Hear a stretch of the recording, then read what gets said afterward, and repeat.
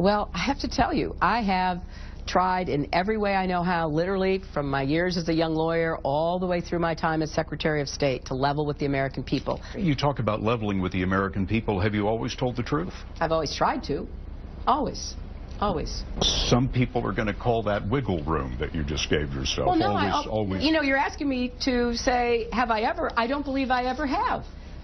I don't believe I ever have. I don't believe I ever will. How do you answer that charge that Senator Sanders has made that you're in the pocket of Wall Street or beholden to their interests? Well, look, anybody who knows me knows I'm not in the pocket of anyone, and anyone who thinks they can influence me certainly doesn't know me. So here are some of the recent donors to the Clinton Initiative: United Arab Emirates, Saudi Arabia, Oman, Australia, Germany, and not just Canada, but the Canadian government agency promoting the Keystone XL pipeline. Yeah, I wonder why they'd want to give to Hillary Clinton, who might be the next president of the United States. Interesting. Well, in fact, let's go to that. Wall Street Journal explains one of the 2014 donations comes from a Canadian agency promoting the proposed Keystone pipeline, which is favored by Republicans and under review by the Obama administration. The Foreign Affairs Trade and Development Agency of Canada, a first-time donor, gave between $250,000 and $500,000. The donations are given in ranges, but we know through another public appearance that the number is $480,000. So they've never given to the Clinton Foundation before. She might be the next president of the United States. They just happen to write a $480,000 check for the first time, just in case she might be able to have a decision-making power over Keystone XL pipeline. Now, anybody think this might be, at the very least, the appearance of corruption? The United Arab Emirates, a first-time donor, gave between $1 million and $5 million in 2014. A previous donor, the Kingdom of Saudi Arabia, has given between $10 million and $25 million since the foundation was created in 1999. Part of that came in 2014, although the database doesn't specify how much.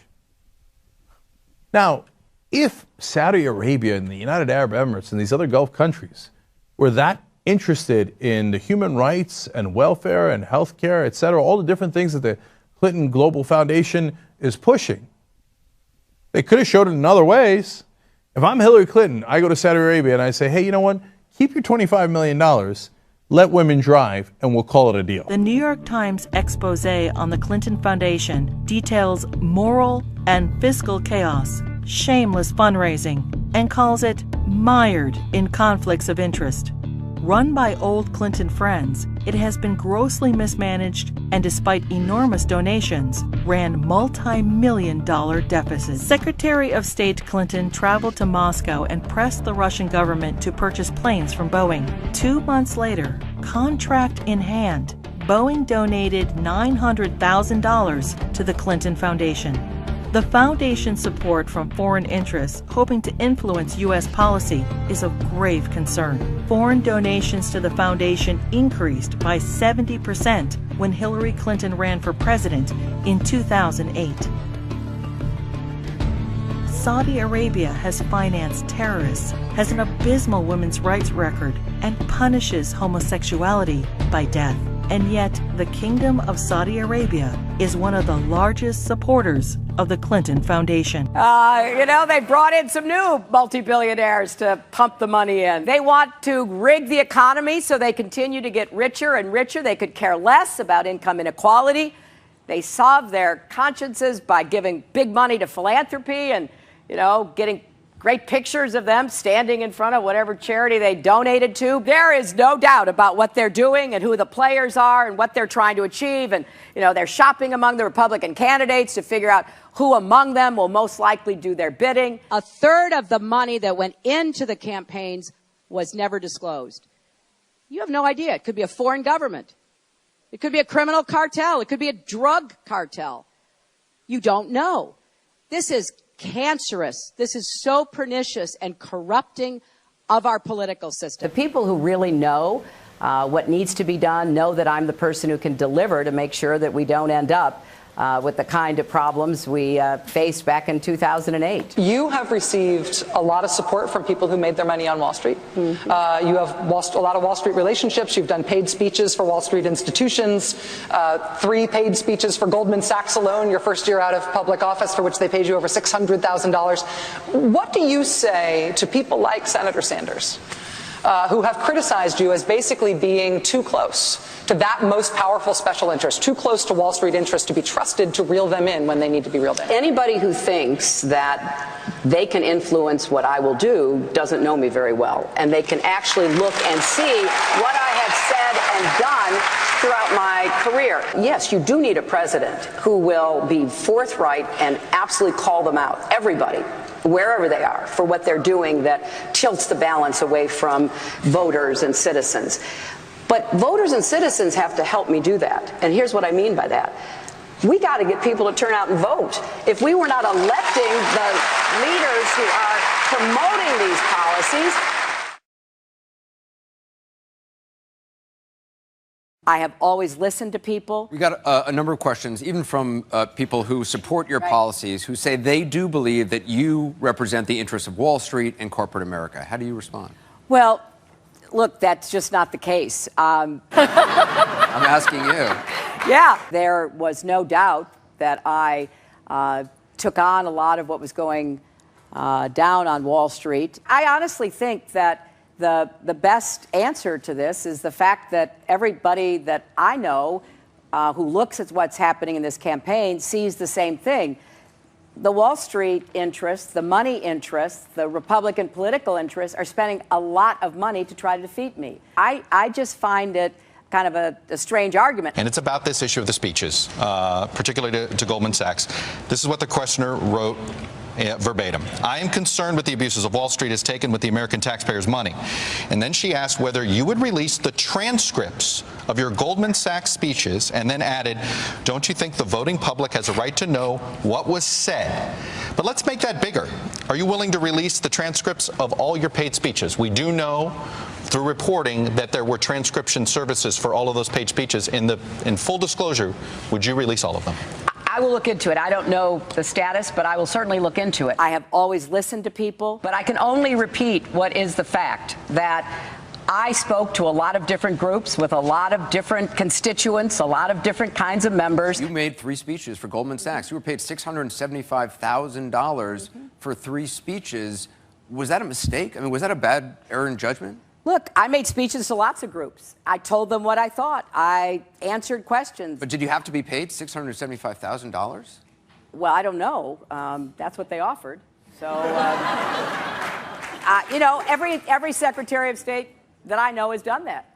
But that's usually once they're office and not running for an office again. Well, I didn't know. You must have known. To be honest, I wasn't committed to running. I didn't know whether I would or not. You didn't think you were going to run for president again? I didn't. You know, when I was Secretary of State, several times I said, you know, I think I'm done. And, you know, so many people came to me, started talking to me.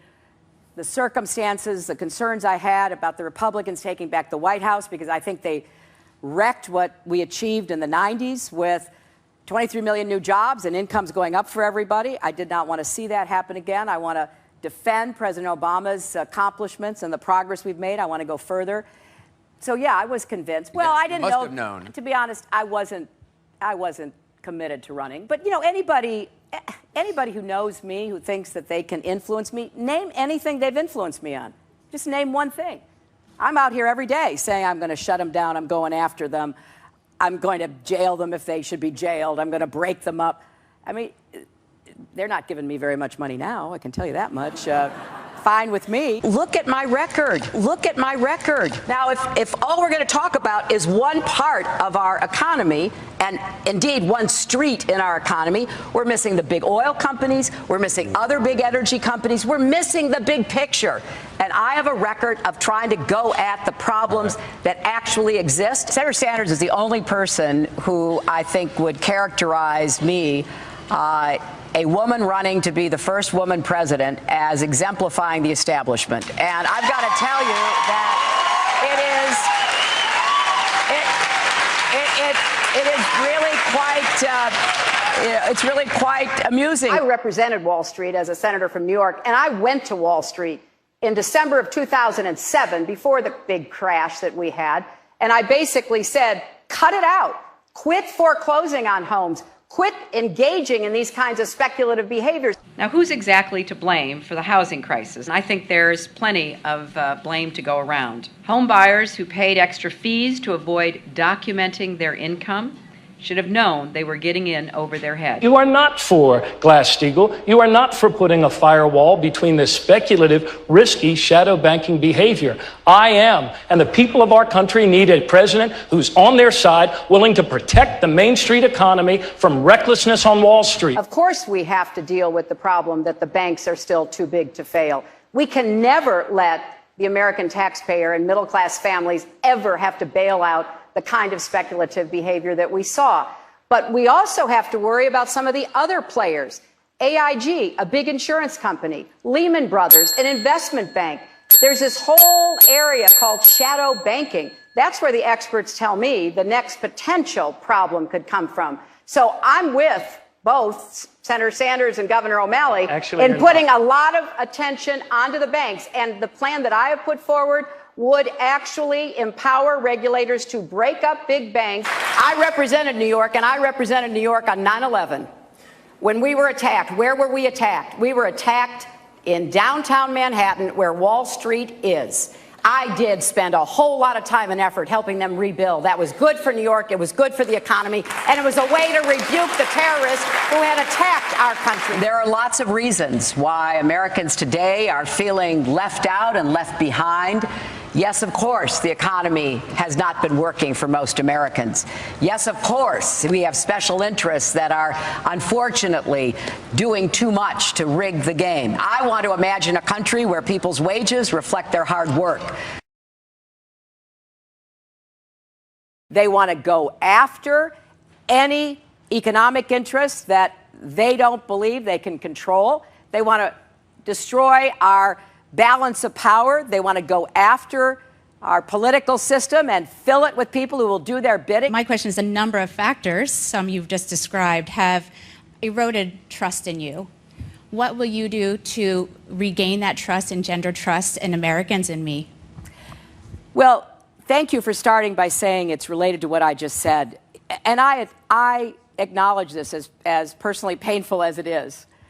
When you have been subjected to the level, the velocity of attacks that come every day, even if there is no factual basis to it, it's just normal for people to say, gosh, there's got to be something. Why do they keep saying this? And then we do that. I'm asking you. The numbers just don't add up. Yeah. You were against same-sex marriage. Now you're for it. You defended President Obama's immigration policies. Now you say they're too harsh. You supported his trade deal dozens of times. You even called it the gold standard. Now, suddenly last week, you're against it. Will you say anything to get elected? Well, actually, I have been very consistent over the course of my entire life. I have always fought for the same values and principles. Do you think New York State should recognize gay marriage? No. No. Okay. I believe that marriage is not just a bond, but a sacred bond between a man and a woman. I have not supported same-sex marriage. I have supported civil partnerships and contractual relationships. I support marriage for lesbian and gay couples. I support it personally and as a matter of policy and law. When you're talking about, if I look at all the other candidates, someone who is for rights across the board, equal rights for women, equal rights for every ethnicity, equal rights for everyone, it is the only person I can look at is you. Thank you. Thank you, Ellen. Well, You're saying your opinion on gay marriage changed, or you changed your mind. I have to say, I think you are being very persistent, but you are playing with my words and playing with what is such an important issue. I'm just trying to clarify so I can understand. No, I don't think you are trying to clarify. I think you're trying to say that, I used to be opposed and now I'm in favor and I did it for political reasons, and that's just flat wrong. So let me just state what I feel like you are implying and repudiate it. I have a strong record. I have a great commitment to this issue, and I am proud of what I've done and the progress we're making. Yeah, I'm sorry. I just want to clarify what I was saying. No, I was saying that you maybe really believed this all along, but, believed in gay marriage all along, but felt for political reasons America wasn't ready yet and you couldn't say it. That's what I was thinking. No, that is not true. It really is great how long you've supported gay marriage. Yes. I could have supported it sooner. Well, you did it pretty soon. Could have been sooner. Fair point. We are making progress toward finalizing a far-reaching new trade agreement called the Trans-Pacific Partnership. The so-called TPP will lower barriers, raise standards, and drive long-term growth across the region. The United States is engaging in the Trans-Pacific Partnership trade negotiations. We're pursuing a regional agreement with the nations of the Trans-Pacific Partnership. We are also pressing ahead with negotiations for the Trans-Pacific Partnership. We are very committed to the Trans-Pacific Partnership. We're excited about the innovative trade agreement called the Trans-Pacific Partnership. Your husband received $800,000 for speaking engagements, ostensibly in support of the trade deal, or by a group that supports the trade deal. You've given your own money to your campaign. Is that a conflict of interest? I mean, and how many angels dance on the head of a pin? I have really nothing to, how do you answer that? It was one of the highlights of President Clinton's first term, passage of the North American Free Trade Agreement, also known as NAFTA. Critics blame NAFTA for the loss of manufacturing jobs in industrial states, including Ohio and Pennsylvania. Hillary Clinton helped get NAFTA approved. She held at least 5 meetings to strategize about how to win congressional approval. She helped the White House block opposition from labor and environmental groups, and she was the featured speaker at a crucial meeting. Participants in that event said, quote, her remarks were totally pro-NAFTA. There was no equivocation for her support for NAFTA at the time. I have been a critic of NAFTA from the very beginning. My concerns about NAFTA expressed years ago have been well documented and verified. I didn't have a public position on it. I have spoken consistently against NAFTA. And if you look at what I have been saying, it has been consistent. I have been consistent. You can go back and look at from the very beginning. I was one of the voices in the administration warning about NAFTA. You said it was good on balance for New York and America in 2004, and now you're in Ohio, and your words are much different, Senator. The record is very clear. Well, you don't have all the record, because you can go back and look at what I've said consistently. Oh, I think that everybody is in favor of free and fair trade, and I think that NAFTA is proving its worth. Is NAFTA a mistake? NAFTA was a mistake to the extent that it did not deliver on what we had hoped it would. Your opponents are saying that that's really part of a larger pattern with you, that you often avoid taking firm positions on controversial issues. And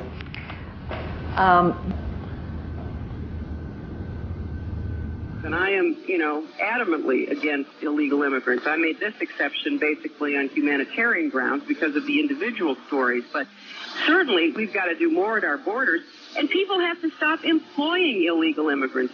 Come up to Westchester, go to Suffolk and Nassau counties, stand in the street corners in Brooklyn or the Bronx. You're going to see loads of people waiting to get picked up to go do yard work and construction work and domestic work. The people who are here, who are raising families and working hard and contributing to our country, deserve a path to citizenship. I have believed that for many years. I have argued that in many different contexts. When asked whether she supports a proposal by the New York State governor to issue driver's licenses to illegal immigrants, I certainly recognize why Governor Spitzer is trying to do it. First she said this. It makes a lot of sense. What is the governor supposed to do? 5 seconds later. Do I think this is the best thing for any governor to do? No. Unless I missed something, Senator Clinton said 2 different things in the course of about 2 minutes. I can't tell whether she was for it or against it. Just in July, New Hampshire, you told the crowd you, quote, take a backseat to no one when it comes to progressive values. I take a backseat to no one when you look at my record and standing up and fighting for progressive values. Last month in Ohio, you said you plead guilty to, quote, being kind of moderate and center. Do you change your political identity based on who you're talking to? No. I think that, like most people that I know, I have a range of views, but they are rooted in my values and my experience. I get accused of being kind of moderate and center. I plead guilty. Just for the record, are you a progressive or are you a moderate? I'm a progressive. Going through the emails, there were over 60,000 in total sent and received. About half were work-related and went to the State Department, and about half were personal that were not in any way related to my work. When you speak to the public, you say, I turned over everything.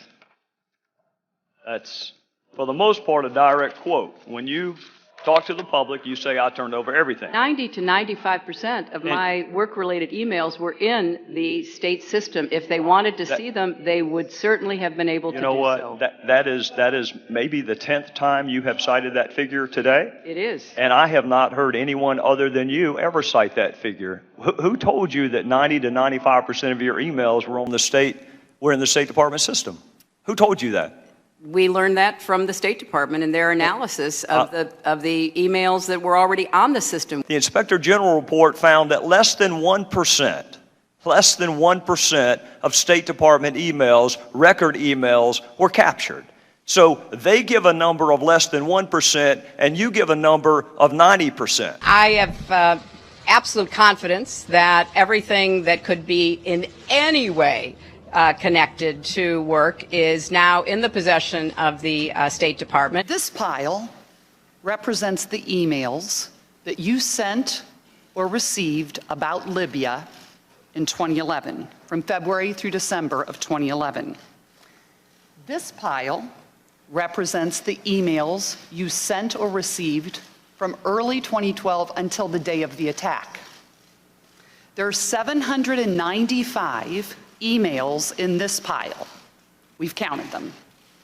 There are 67 emails in this pile in 2012. And I'm troubled by what I see. I can only conclude by your own records that there was a lack of interest in Libya in 2012. The server contains personal communications from my husband and me. Only time I got on the internet, I did 2 emails, and I ordered Christmas presents from a reservation.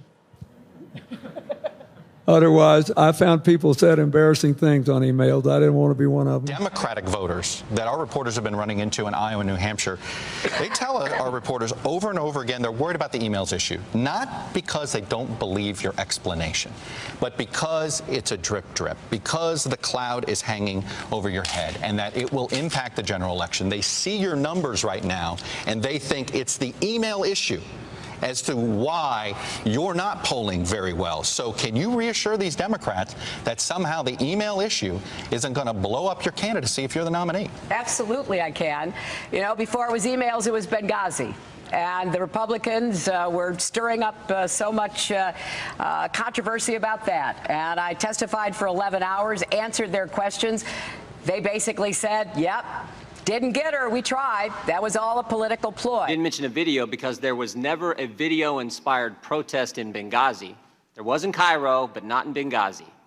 Victoria Nuland, your spokesperson at the State Department, hours after the attack said this: Benghazi has been attacked by militants. In Cairo, police have removed demonstrators.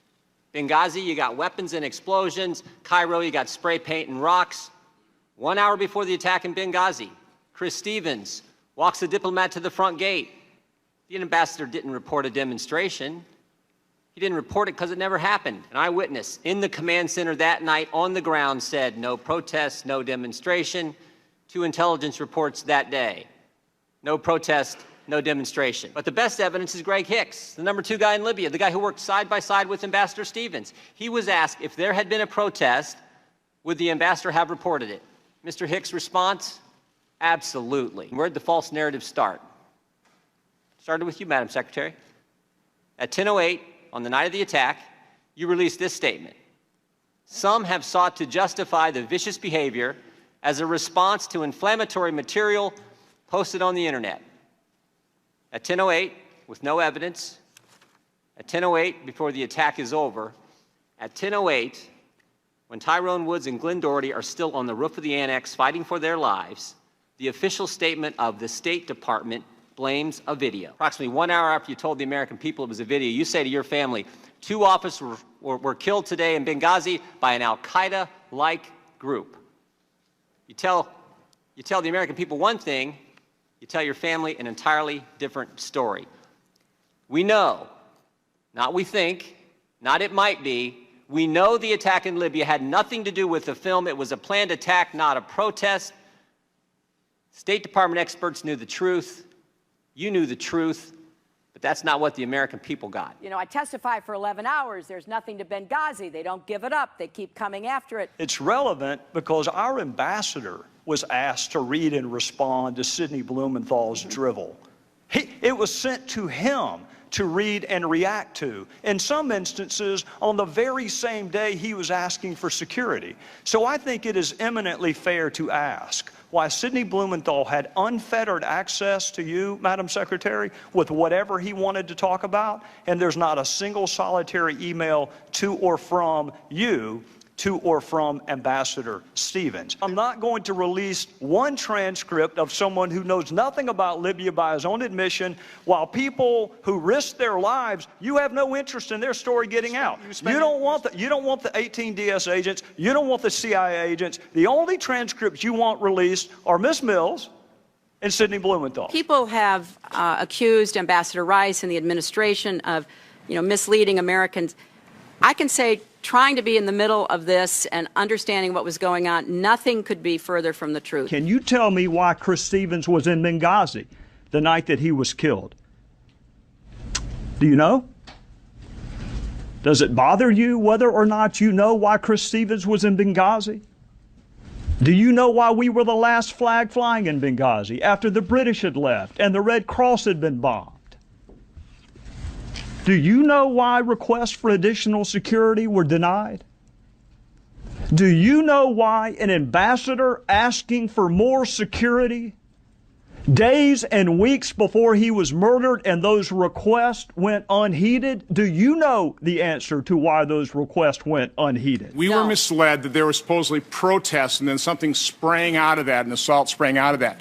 And that was easily ascertained that was not the fact. And the American people could have known that within days, and they didn't know that. With all due respect, the fact is we had 4 dead Americans. Was it because of a protest, or was it because of guys out for a walk one night who decided they'd go kill some Americans?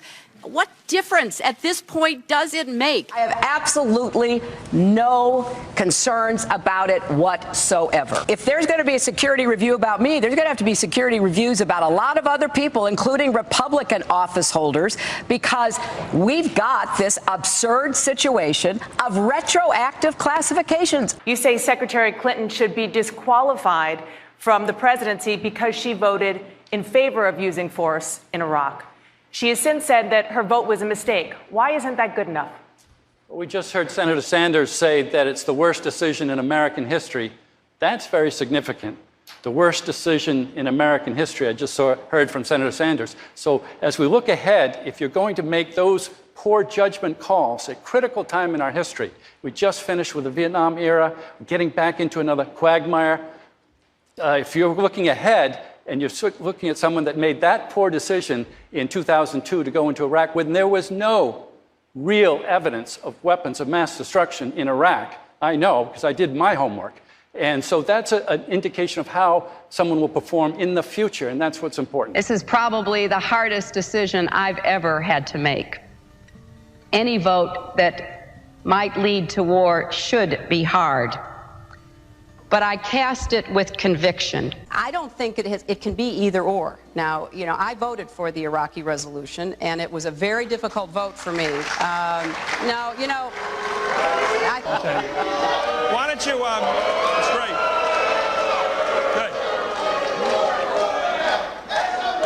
Good. In the 4 years since the inspectors left, Saddam Hussein has worked to rebuild his chemical and biological weapons stock, his missile delivery capability, and his nuclear program. He has also given aid, comfort, and sanctuary to terrorists. It is clear, however, that if left unchecked, Saddam Hussein will continue to increase his capacity to wage biological and chemical warfare and will keep trying to develop nuclear weapons. When the United States takes a position, we're doing it on the basis of very convincing evidence. Do you believe we could have disarmament without regime change? I doubt it. I can support the president. I can support an action against Saddam Hussein because I think it's in the long-term interests of our national security. I was one who supported giving President Bush the authority, if necessary, to use force against Saddam Hussein. If I had been president in October of 2002, I would have never asked for authority to divert our attention from Afghanistan to Iraq, and I certainly would never have started this war. Look, I know that there have been a lot of questions about Iraq posed to candidates over the last weeks. I've made it very clear that I made a mistake, plain and simple.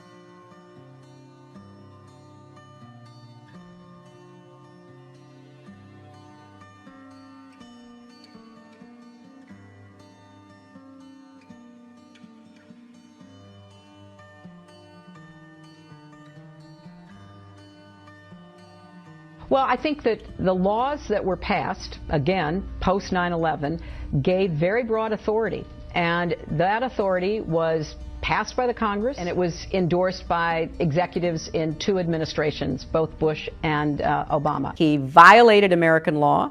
He violated his duties that he assumed when he took the job that he had.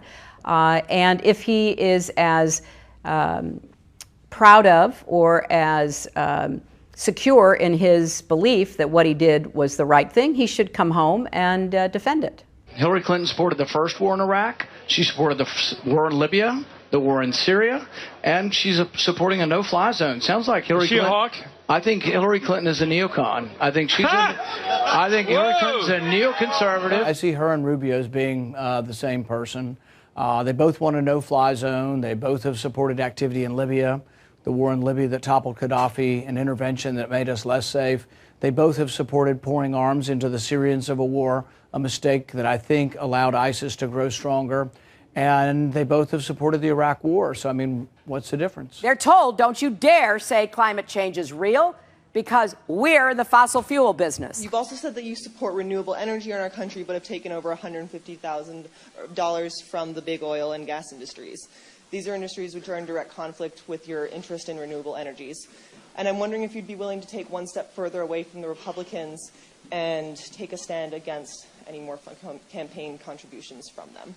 Yeah, I don't even know what you're referring to, but Big Oil knows I'm not their friend, so I can't imagine they must have put it in the wrong envelope. Very clear about that. You know, I will certainly take a hard look at that. It is not something that I've paid any attention to because they know where I stand and they know what I will do. I'd like to know if you'd be willing to sign a pledge that you will not take money from the fossil fuel industry, that you'll stop immediately. Well, I don't know that I ever have. I'm not exactly one of their favorites. You have. Well, I'll check on that. They certainly haven't made much of an impression on me if I don't even know it. Everybody knows where I stand. And everybody knows when I was in the Senate, I voted that way. I voted against the big energy giveaway bill in 2005. I'm on record. Well, I'm going to take a look and see what I mean, you're asking me a question I never paid attention to because they don't actually come and talk to me. I have always listened to people. As president, would you sign a bill, yes or no, please, in favor of allowing the Keystone XL pipeline? Well, this is President Obama's decision, and I am not going to second guess him because I was in a position to set this in motion, and I do not think that would be the right thing to do. So I want to wait and see what he and Secretary Kerry decide. If it's undecided when I become president, I will answer your question. Right before this debate, Secretary Clinton's campaign put out a lot of reversals on positions on Keystone and many other things. I never took a position on Keystone until I took a position on Keystone. Another international issue that you signed in on last year was the Alberta Clipper, a pipeline from Alberta that brings tar sands, oil sands, directly into Wisconsin to the U.S. Midwest. This is some of the dirtiest fuel in the world. And how can the U.S. be saying climate change is a priority when we're mainlining some of the dirtiest fuel that exists?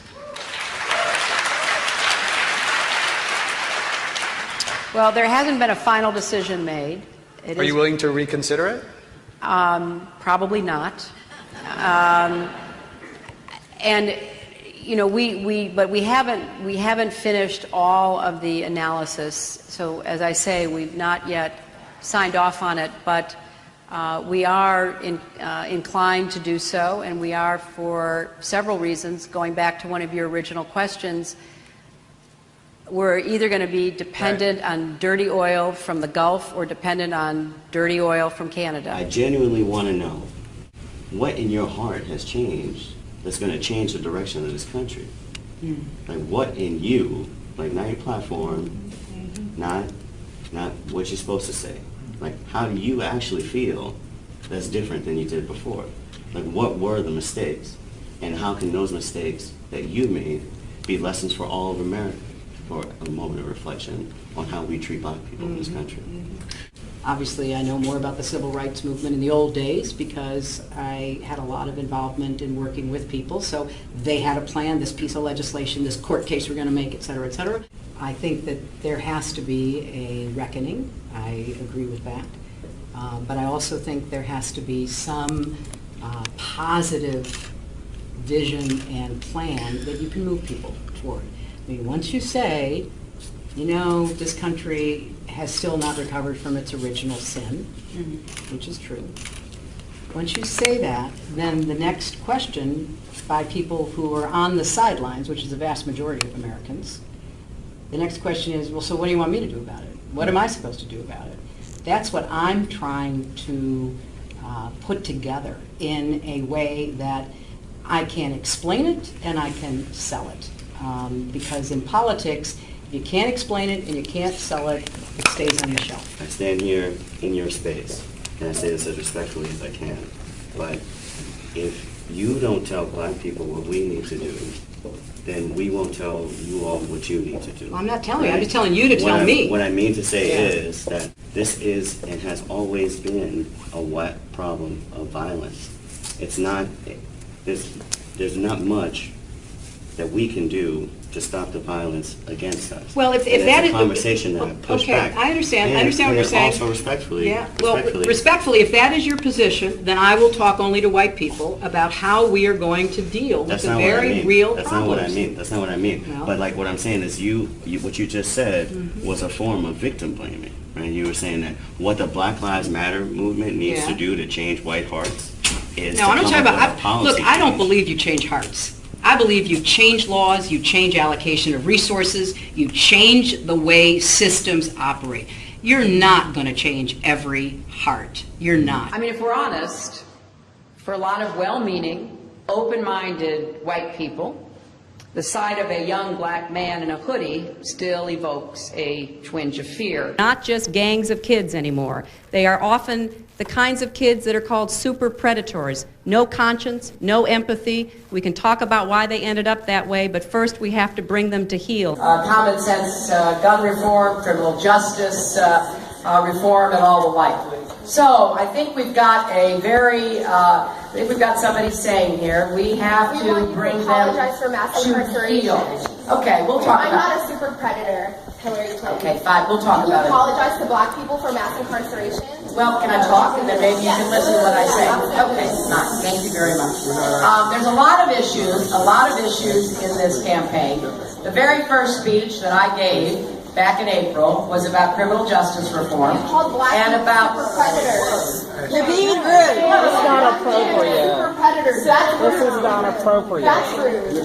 Now, you want to hear the facts, you just want to talk. I know that you called black youth super predators in 1994. Please explain the record. Explain it to us. You owe black people an apology. Excuse us.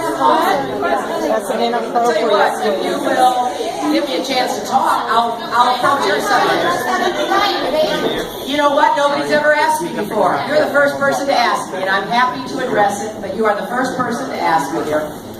Okay, back to the issues. Not just gangs of kids anymore. They are often the kinds of kids that are called super predators. No conscience, no empathy. We can talk about why they ended up that way, but first we have to bring them to heel. In 1994, Bill Clinton wanted to pass a crime legislation, and it was 3 strikes bill. So if you have 3 felonies, you get a life sentence. Hillary Clinton was the first lady and aggressively lobbied for it. Very rarely was the term super predator ever used in reference to white kids.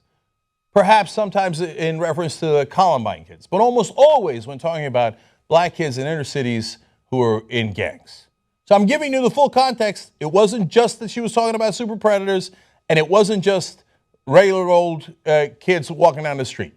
But was it racially used, that term? Yes, it most certainly was. It was used over and over by Republicans, adopted by the Clintons to scare everybody. Oh, watch out for the super predators. Is that quote accurate? Hell yes, it's accurate. I remember when we first ran the story based on a story by Michelle Alexander, who was one of the leading African-American scholars in this country. People couldn't believe the quote. And by the way, let's be clear. Columbine, of course, happened after '94. So when they were talking about this, it was almost completely used for African-American kids. If you think this is the family that was so great to African Americans, I've been reading this book, The New Jim Crow, and it's got some gnarly stuff about Hillary Clinton. It says when her husband was president, she lobbied Congress to increase the drug war and mass incarceration.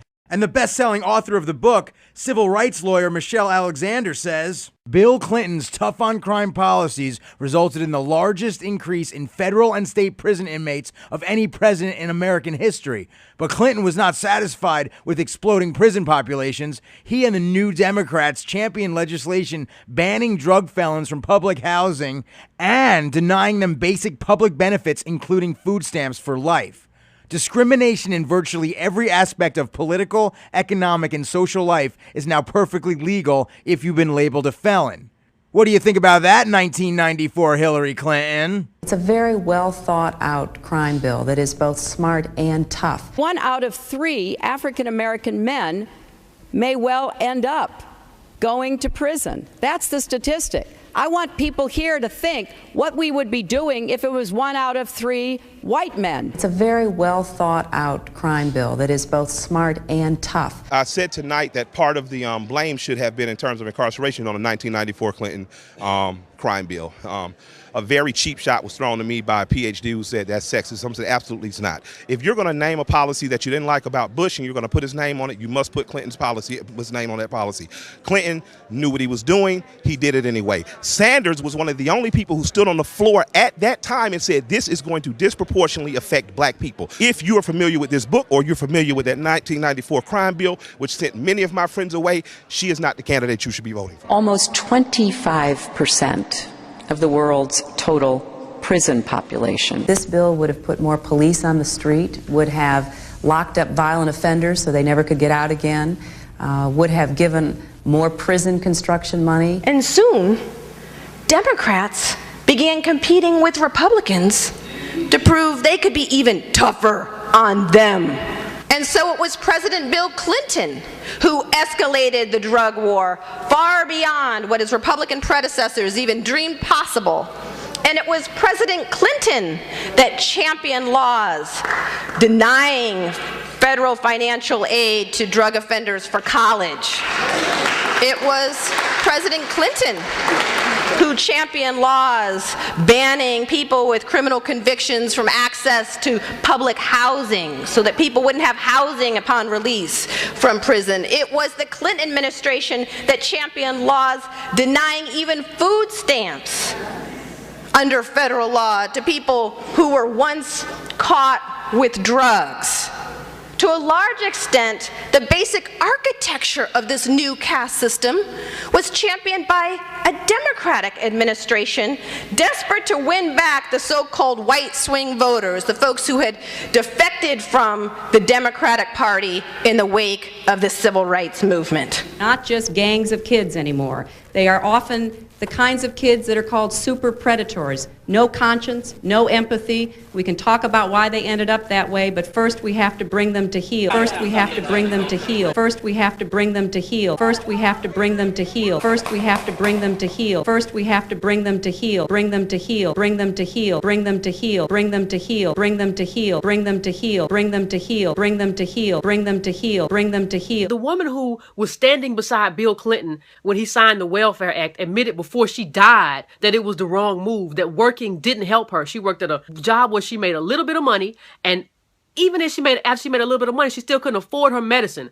Clinton used her, just like he used black people, just like Hillary Clinton is using black people now. I'm kind of tired of being used. By the time Bill and I left the White House, welfare rolls had dropped 60%. This was a blunderbuss. This was just an axe, a hatchet. 6 million, 2% of our population have no income except those food stamps. The food stamps is the sole thing that stands between them and being totally without any income. I want to talk about this story that CNN.com put out dealing with the recession worsens racial wealth gap. Whites have a net worth about 20 times that of blacks and about 18 times that of Hispanics. Who's to blame for this? He was very close to Robert Rubin, to Lawrence Summers, to the people in the Clinton administration. This duo has gutted and devastated the black community. You can draw a line from the evaporation of black wealth in the black community back to the deregulation of the Clinton years. I would be hard pressed to find in recent memory another president who's been quite as damaging. The same Confederate flag Bree Newsom took down from above the South Carolina State House represents the exact same slave-owning and traitorous Confederacy for which Bill Clinton signed a resolution stating that the highest star on the Arkansas flag represented. To this day, they still have an official Confederate Flag Day. And not only did Bill and Hillary never say anything about this, but for 12 years, they celebrated the Confederacy too. I wouldn't want to talk about my past either. Perhaps the most important wreckage to take a look at is really the wreckage of the Democratic Party.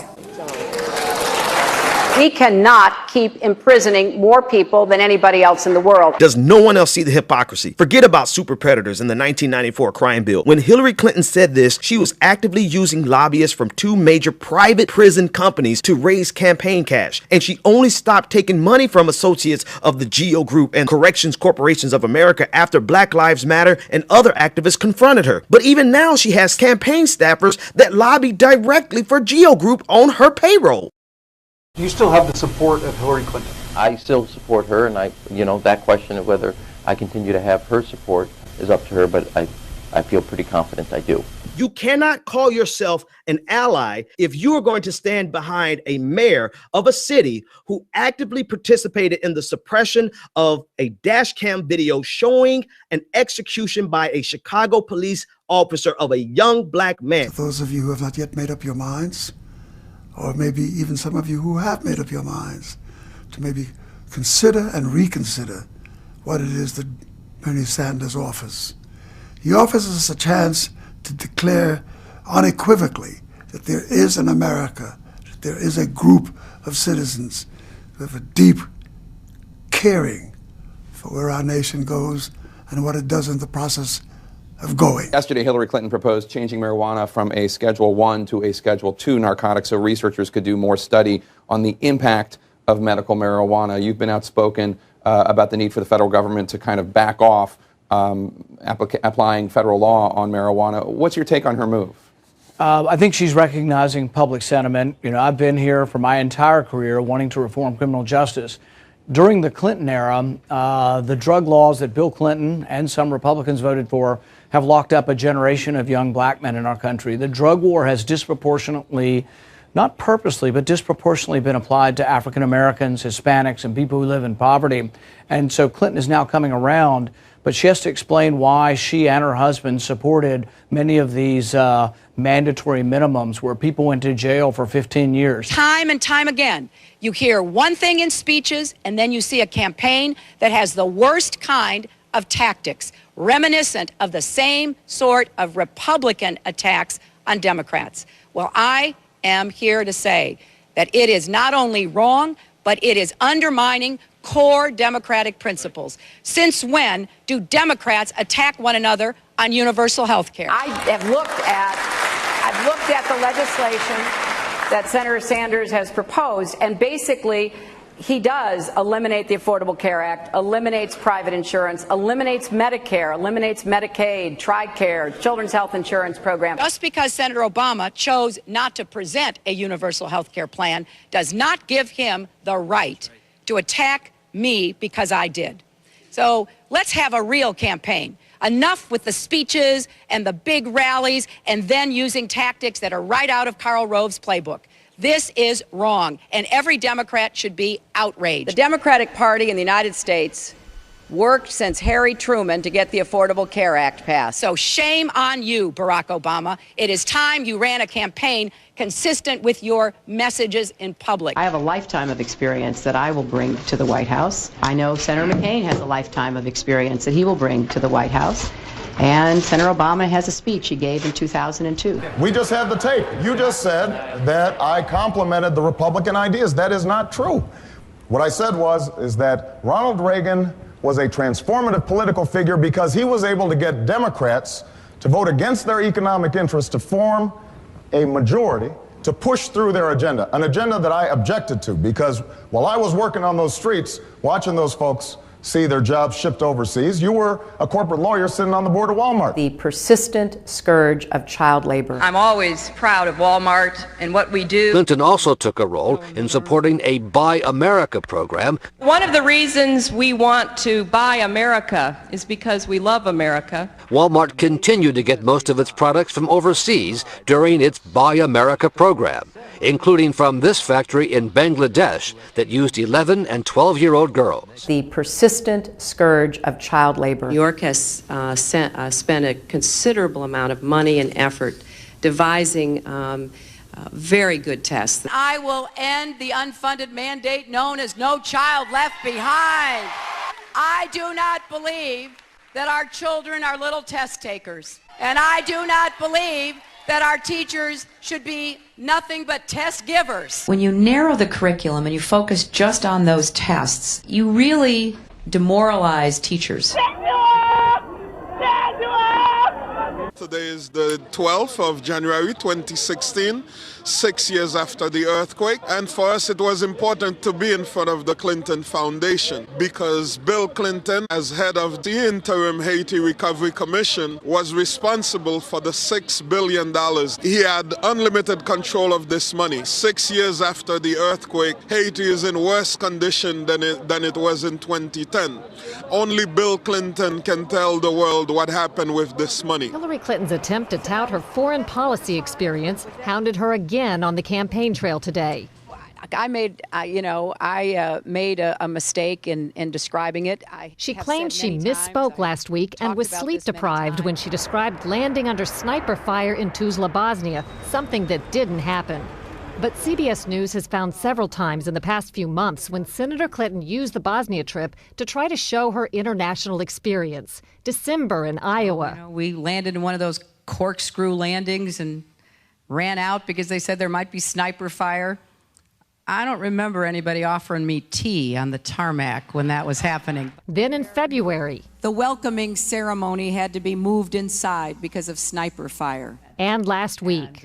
I remember landing under sniper fire. We basically were told to run to our cars. Now that is what happened. I know you recall, ducking under sniper fire, and Sinbad in his account, who's on the trip, he said that the most dangerous part was remembering where he was going to eat next. He's a comedian, Jeff.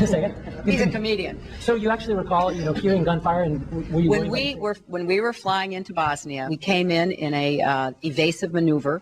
There was no greeting ceremony. And we basically were told to run to our cars. Now that is what happened. After CBS News video showed what really happened when she landed and greeted officials, Senator Clinton maintained there were risks, but explained to the Philadelphia Daily News why she was seen on the Bosnian tarmac greeting a young child if it was really so dangerous. I was also told that the greeting ceremony had been moved away from the tarmac, but that there was this 8-year-old girl, and I said, well, I can't rush by her. I've got to at least greet her. So I greeted her, I took her stuff, and I left. Now that's my memory of it. Good to see you. Once again, her memory doesn't match our videotape. She and her daughter Chelsea lingered on the tarmac to greet U.S. military officials. Took photos. There was the group of 7th graders on the tarmac too. And then Senator Clinton walked to the armored vehicle where she did eventually duck and enter. I remember landing under sniper. No, wait, that's what I said when I was sleep deprived. You can read my book, and I said something very different. Yeah, I misspoke. Yeah, I totally misspoke.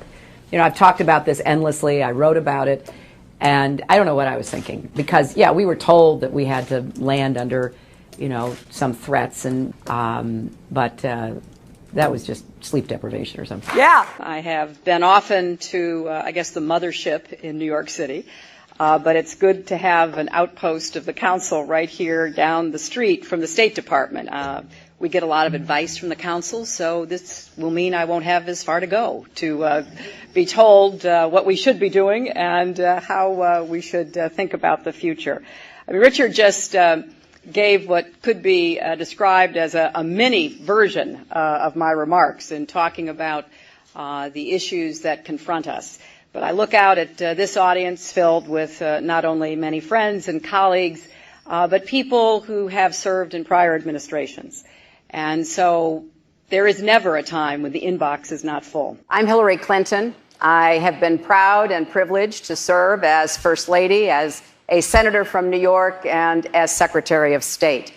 I'm the granddaughter of a factory worker and the grandmother of a wonderful one-year-old child. And every day I think about what we need to do to make sure that opportunity is available, not just for her, but for all of our children. I have spent a very long time, my entire adult life, looking for ways to even the odds to help people have a chance to get ahead. And in particular, to find the ways for each child to live up to his or her God-given potential. It's absurd to suggest she's a friend of children who are in need or families. This is a woman who, when her husband was governor, I first met her at that time when I went down to interview him for the Los Angeles Times, and he was starting his presidential run. And they were bragging about their welfare reform, which destroyed what existed of support for poor children in Arkansas. Then as president, her husband, with her full-throated approval, destroyed the aid to families with dependent children, which 70% of the people on that program were children. It was the major federal program to help poor people and poor families. And in the cynicism of the Clinton administration, they destroyed that program, and we don't even have an accounting of poor children anymore. They're all off the radar. So that's just utter nonsense. And then her husband, after all, and she again was a full-throated support. She was very close to Robert Rubin, to Lawrence Summers, to the people in the Clinton administration who gave us the radical deregulation of Wall Street, which caused incredible misery in the Great Recession. The Clinton signing on the collateralized debt obligation law, which allowed all that junk to be legal. The Commodity Futures Modernization Act, the Financial Service Modernization Act, the Reverse Glass-Steagall. So they're the ones that opened the door to the Wall Street thieves that brought on the Great Recession. And then as senator, she's carried water for Wall Street faithfully. And then finally, if we're going to run for somebody who has experience as Secretary of State, I'd rather support John Kerry. After all, it's been a great relief to see Kerry as opposed to Hillary Clinton. We finally have some rational foreign policy and peacemaking with Iran, with Cuba. Where was Hillary Clinton? And let me say, one reason I could never vote for Hillary Clinton is that her attack on Edward Snowden, her attack on the whistleblowers, to call them traitors, to talk about these people. And here is a woman who knew what the government was doing and spying on the American people. She didn't tell us. She didn't trust the State Department with her email, but she never told us that the State Department, the CIA, and the NSA were spying on the emails of all the Americans. No, but she thinks that's fine. She's just going to keep her email in her garage, So I find her to be a center of cynicism and opportunism and really quite reckless. He asked, if indicted, would she drop out of the race? Listen to her response. I think that what we've got here is a case of overclassification. If we'll give you permission. I am not concerned about it. I am not worried about it. And no Democrat or American should be either. The questions were, Secretary Clinton, the questions were, who gave you permission to cooperate with President Obama? There was no permission to be asked. It had been done by my predecessors. It was permitted. I didn't have to ask anyone. If you get indicted, would you drop out? Oh, for goodness, that is not going to happen. I'm not even answering that question. Right, the audience was cheering, were they not? Let's see if Judge Andrew Napolitano is cheering along with the audience there. Well, I'm sorry that she gave answers like that. because she knows that if she's indicted, she will be forced to drop out. And she knows that there's a substantial legal case being built against her by the FBI, which was listening to what she said last night. And she knows that the FBI will call her in and say, Mrs. Clinton, here's the evidence we have. Shall we present it to a grand jury, or do you want to work with us about it? And that's a Hobson's choice that she really doesn't ever want to make. The law will not force her. But the fact that an indicted human being out on bail and subject to the court, subject to the summons of the court on a moment's notice, is on a national political ticket, I think would cause even the Democrats to reconsider the wisdom of this. Why would she be out on bail? You'd have to arrest her and charge her to do that. She technically would be arrested, technically, at the time she appeared in court to plead not guilty. That bad? Yes, that bad. That bad. A mugshot and fingerprints. She was asked, Jorge Ramos specifically went right there and he said, look, if indicted, are you going to drop out? And she said, oh, that's ridiculous. I'm not even going to answer the question. I think when she says things like that, accompanied by what she said earlier, I neither sent nor received anything marked classified, when we all know that nothing is marked classified, it's a dog whistle to the FBI. It says to the FBI, her natural inclination is to lie. That question should be asked of Mrs. Clinton in every single remaining debate. What, the question being, if indicted, will you drop out? Yes. That's the question? Yes, that's the question. Well, she's going to always respond in the same way. The more she responds in that way, the less credibility she'll have. Judge, the guy gets immunity. There is a grand jury, has been empaneled and is hearing evidence. Surely Hillary should be really worried about this. Hillary should be terrified, and I'll tell you why. Our colleagues Catherine Herridge and Pamela Brown have a piece coming up on FoxNews.com as we speak, explaining what the Justice Department lawyers will ask Mr. Pagliano to explain to the grand jury. How he was able to migrate a State Department secure system onto her private server. Question, Mr. Pagliano, did Mrs. Clinton give you her personal Secretary of State password to enable you to do that? If he answers yes, we have an indictment for misconduct in office as well as espionage. She should be terrified of the fact that he's been granted immunity. We also know they're going to seek someone's indictment because they would not be immunizing him and thereby inducing him to spill his guts unless they wanted to indict someone. Now, we don't know who it is. There's 4 or 5 people between Brian Pagliano and Mrs. Clinton. This is from Hillary Clinton's press secretary. It goes on to say, she has encouraged everyone to cooperate, talking about Hillary Clinton, because we want to make every good faith effort to be transparent and answer any questions that people have. Goes on to say, with Mr. Pagliano, we encouraged him as well, because we don't think he has any reason to not be transparent. They are out of their minds.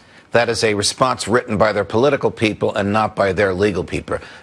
Mr. Pagliano is their nightmare. Mrs. Clinton, our investigation is completed. Would you like to come in and be interviewed by us? No lawyer whose client has been investigated for a white-collar crime would ever say yes to that question without knowing what the feds know, and the feds won't tell the lawyer what they know. On the other hand, Mrs. Clinton is running for president of the United States. If she refuses to go in for that interview, her opponents will have a field day. Wait a minute, you say you're innocent, you don't want to tell the FBI? Either way, she loses. Anybody who thinks that this will go away because they hope it will go away or they want to wish it away is living in a dreamland. This is a serious investigation by serious people who don't give a whip, to quote the director of the FBI, about politics. So you said at a March press conference in 2015, quote, I did not email any classified material. Here's what happens. The State Department has a process for determining what is or isn't classified. If they determine it is, they mark it as classified. Well, who decides? The State Department decides. But what about you when you're typing an email? No, the State Department decides.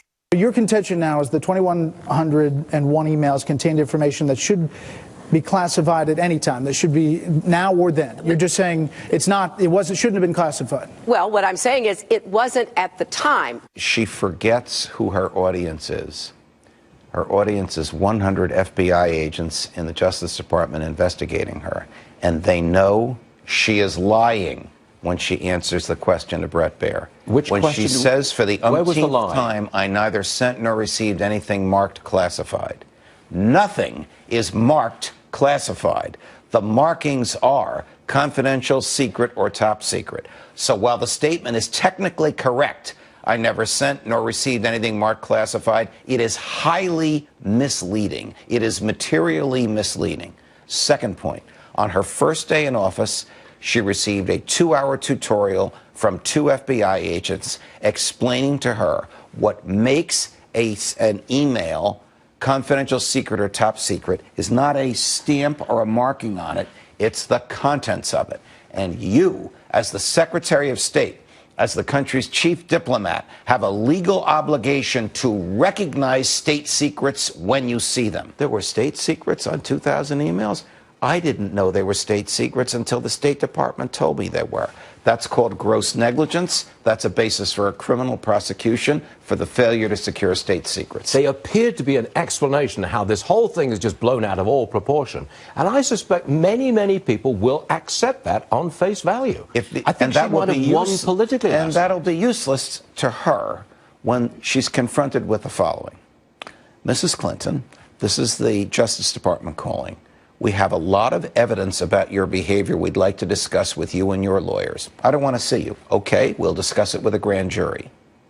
That's what's going to happen? She will have the Hobson's choice of talking to the FBI or not talking. If she does talk, they will leak it.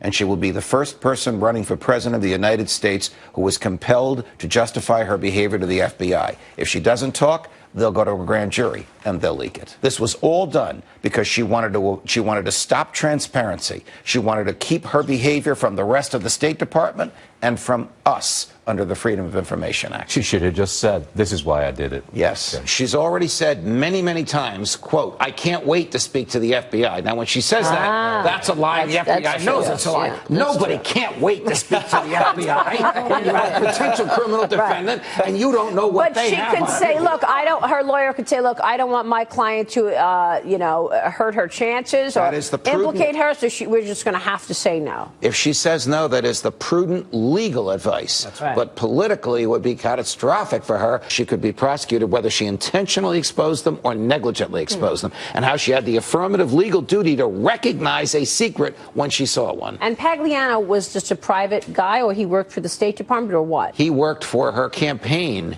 He worked for her presidential campaign. He worked for her senatorial campaign. He worked for the Clinton Foundation, and then he worked for the State Department. Australia managed to get away or take away tens of thousands, millions of handguns. And in 1 year, they're all gone.